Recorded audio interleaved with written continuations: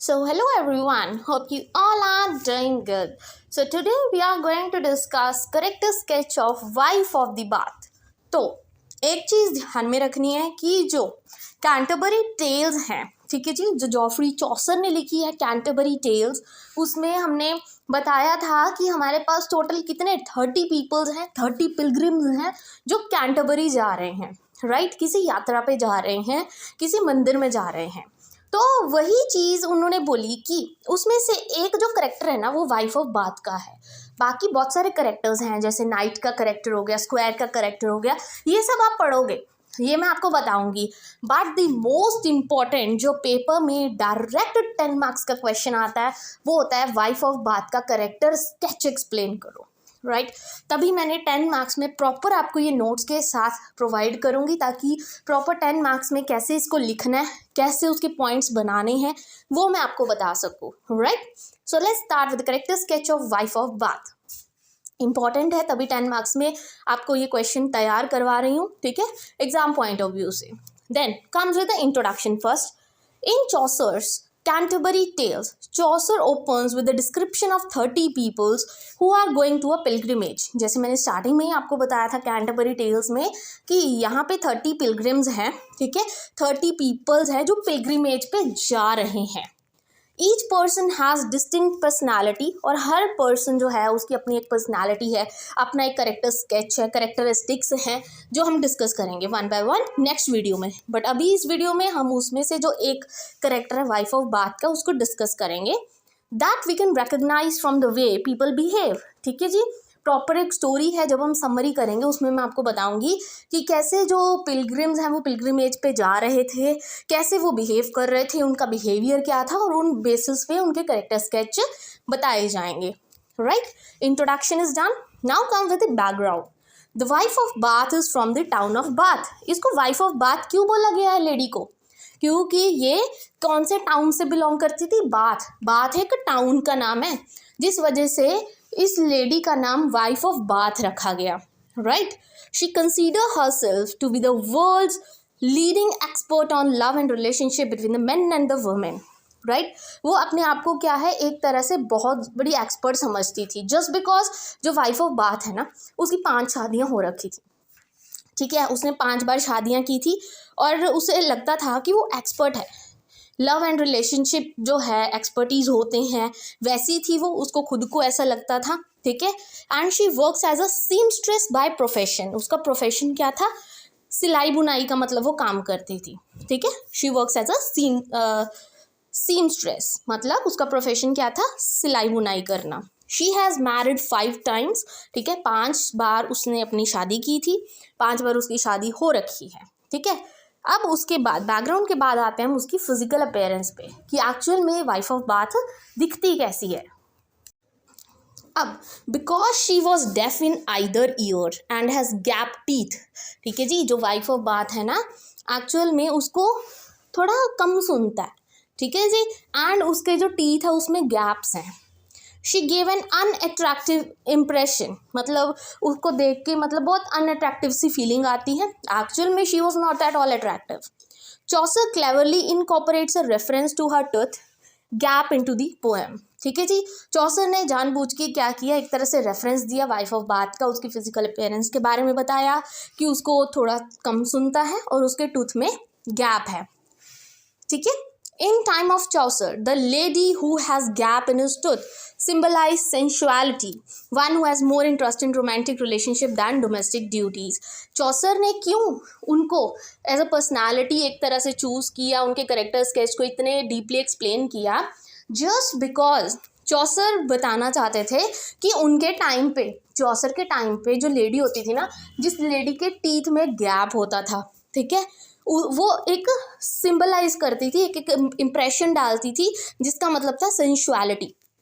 Sensuality मतलब वो lady, ठीक है, जिसको सिर्फ रोमांटिक रिलेशनशिप से मतलब था, सेक्सुअलिटी से मतलब था, बट उसको डोमेस्टिक ड्यूटीज़ मतलब घर के जो काम होते थे उससे कोई लेना देना नहीं है, ठीक है। चौसर का ये कहना था कि उनके टाइम पे जिस लेडी के दांतों में क्या होता था, गैप होता था ना, उसको घर बार से कोई लेना देना नहीं है, उसको सिर्फ अपने रोमांटिक रिलेशनशिप से लेना देना है, इसी वजह से उसकी 5 शादियाँ हो रखी थी, उसने 5 शादियाँ की थी। ठीक है, ये चौसर का मानना था। आई होप दिस इज क्लियर। ठीक है, तो ये चीज़ आप बताओगे। उसकी फिजिकल अपीयरेंस ऐसी थी, क्यों थी, चौसर ने उसको ही क्यों ज़्यादा मतलब अटेंशन दी, उसके कैरेक्टरिस्टिक स्केच जो है ज़्यादा एक्सपैंड करके क्यों बताया गया, राइट। देन आगे उसकी फिजिकल अपीयरेंस की बात करते हैं। She always dressed expensive clothes, वो बहुत ही एक्सपेंसिव क्लोथ्स पहनती थी। She is more obsessed with the sex, ठीक है, उसको सेक्सुअल रिलेशनशिप बनाने में बहुत इंटरेस्ट था। Her good social standing is demonstrated by her choice of the finest fabrics, मतलब प्रॉपर इतने महंगे कपड़े पहनती थी, उसका जो फैब्रिक था वो भी बहुत महंगा आता था, right. In order to get a husband's land and maintain control over their finances, ठीक है, वो क्या करती थी, अपने जितने भी हस्बैंड्स थे उनका जो लैंड था, जितनी भी प्रॉपर्टी थी, उस पर कंट्रोल करना, मेंटेन करना चाहती थी कंट्रोल अपना, ठीक है, और उनके फाइनेंसेस पर।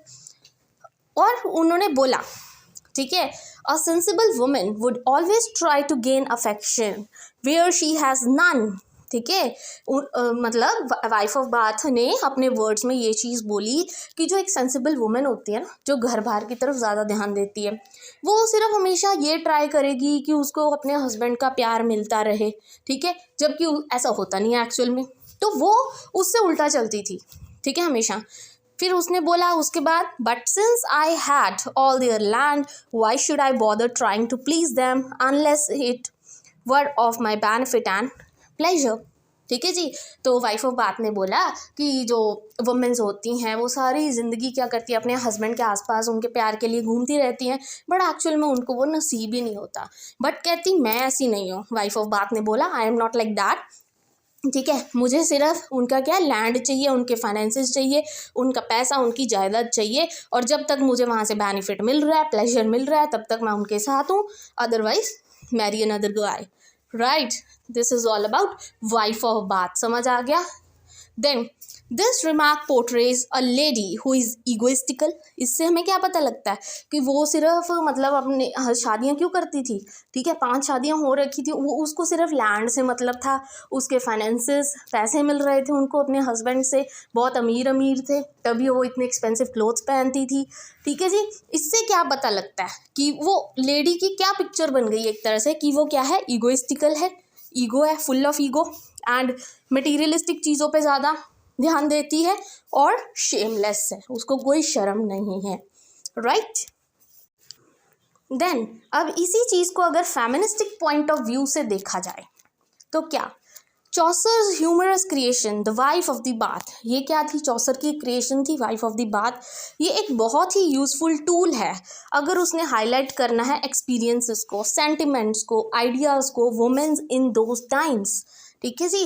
चौसर की एक क्रिएशन थी वाइफ ऑफ बाथ, ठीक है, जो बहुत ही शेमलेस थी। वो कहती थी कि घर बार संभाल के क्या मिलेगा, ठीक है, इससे अच्छा पैसे उड़ाओ अपने हस्बैंड के। वो ऐसा एक मतलब एक तरह से चौसर ने क्या है, एक करेक्टर बनाया, राइट। तो ये इससे चौसर क्या बताना चाहते थे, वो हाईलाइट करना चाहते थे कि उनके टाइम पे जो वुमेन्स के सेंटिमेंट्स क्या थे, आइडियाज़ क्या थे, क्या चीज़ें वो एक्सपीरियंस करते थे, ठीक है। He was able to create a feministic concept while have no feministic words, ठीक है जी। by developing such a persona he was able to draw an audience to whom he could convey the idea। wife of bath एक ऐसा character है जो चौसर ने select किया just because वो अपने ऑडियंस तक अपना एक क्या है मैसेज कन्वे करना चाहते थे, आइडिया कन्वे करना चाहते थे, that women are just as intelligent as man. वो बताना चाहते थे जो वुमेन्स हैं वो भी मैन की तरह क्या होती है, इंटेलिजेंट होती है, that they should be valued as par with males, ठीक है जी, उनको भी बराबर वैल्यू देनी चाहिए जैसे मेल्स को दी जाती है, and that they deserve to be treated equally, ठीक है। ये सब चीज़ें बता के चौसर बताना चाहते थे, उन्होंने वाइफ ऑफ बाथ एक करेक्टर ऐसा चूज़ किया अपनी स्टोरी के लिए, ठीक है, ताकि हम सब तक ये मैसेज पहुंच सके जो वुमेन्स हैं वो इक्वली मैन की तरह इंटेलिजेंट है, और दोनों को ही इक्वल इम्पोर्टेंस देनी चाहिए, इक्वल रिस्पेक्ट देनी चाहिए, right. The wife of the bath pursues her journey and consider the place of the woman in the society. ठीक है, क्योंकि अगर देखा जाए ना, वाइफ ऑफ बाथ ने 5 शादियां की, जबकि पुराने ज़माने में किसी लेडी में इतनी हिम्मत नहीं होती थी कि वो 5 शादियां करे। इतनी हिम्मत नहीं होती थी पुराने ज़माने के लोग, तो आपको पता है कि कितने नैरो माइंडेड होते थे, राइट। अब तो चलो ज़माना कुछ और है, तो बहुत से चेंजेस आ रखे हैं। She interprets literature created by the man in her unique way by dominating her husbands. जो वाइफ ऑफ बात है वो अपने हस्बैंड्स को डोमिनेट करती थी। She seeks to demonstrate how womens are subjugated. ठीक है, वो बताना चाहती है कि कैसे वुमेन्स को कंट्रोल में किया जाता था। ठीक है, सारी चीज़ें क्या है, मेंस के हाथों में होती थी। ये सब चीज़ें पोर्ट्रे कर रही है वो वाइफ ऑफ द बाथ।